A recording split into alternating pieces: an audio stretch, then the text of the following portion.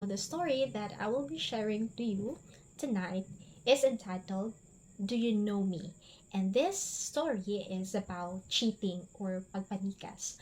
So, at a large university, there is a history professor who was giving an exam to his 250 students. So, daghan gid kayo. So, the exam was held in an auditorium. So, the professor gave his students 2 hours to finish the examination. And when the time limit was up, so the professor announced that the students need to pass their booklets and pile it on his desk. The professor just sat back and observed the students while they were piling their test booklet and exited the auditorium. So, some of them grumbled, nagpagutput, kay lisod kayo ang exam, and some also just walked out silently while they exited the auditorium. And then the professor noticed that there is a young man nga wala pa nahuman og answer sa iyahang exam. And so, miduol ang professor, he said that the time is over, you need to pass the paper, finished or unfinished. But the young man seemed to hear nothing. Wala siya na-notice na professor nga nag-istorya niya. So, the professor wanted to teach him a lesson. So, iyang ginahuna-huna nga if the student would come up and turn the test paper, iyahan ni siyang gisiun ug iyahang ibagsak ang student. Tagaan niya F means failed for that semester. So, 5 minutes went by, 10 minutes, and after 20 minutes, nahuman na gid ang young man. And so, he stood up, iyang gihatag sa professor ang iyang test paper, and then the professor asked him, "Do you think ako apang i-accept ang imuhang exam?" So, the young man, medyo nag-uol siya gamay, but he asked the professor. So, samtang gipangutanan niya ang professor, and iyang nagtanaw na siya sa mga stacks of paper, of test papers nga naa sa table. And then he asked the professor, "Do you know me?" The professor answered, "No, I don't know you and I don't care." Kabalo ba mo sa tubag sa young man? Ingon siya, "Good." And then, iyang giipit ang iyang paper dito sa middle sa stacks sa mga paper.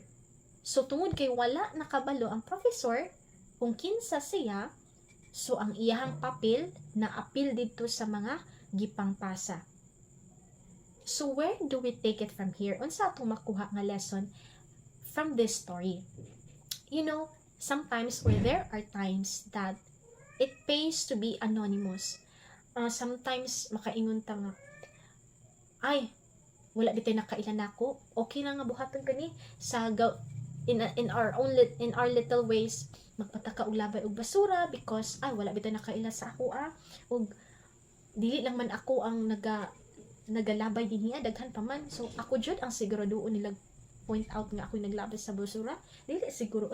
And many people think that they can get away in all things that they do because they are thinking nobody knows who they are.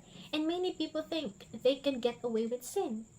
Magpakasala lang magpakasala ang mga tao naghuna-huna nga magpakasala lang ko wala bitay nakahibalo nga gibuhat ko ni. God is so busy taking care of the universe. Abi sa tao nga dili na mabantayan sa Ginoo ang iyang ginabuhat nga sala because kabiya sa Ginoo kadaghan sa mga tao sa kalibutan, billions. Every minute of the day, billions of people. Siguro doon jud ko as in kinsa ang mo keep track sa ako sa kadaghan og tao? Well, we can answer that. That would be God. Siguro dili nato ma-understand ang gahom sa Ginoo, but let's be reminded that our God is omnipresent, omnipotent, and omniscient. He fills up this world with His presence, with His knowledge, and with His power. He can be completely involved in our life, giving His undivided attention, and He can do the same to someone else at the same time, thousands of miles away. My friend, we aren't required to understand how He does this, but we're required to have faith in Him, to trust God that He knows us. He knows our name, our heart, and all about us. And this doesn't mean that our God wants to invade our privacy, but He is doing this because He loves us and He wanted to have a relationship with us.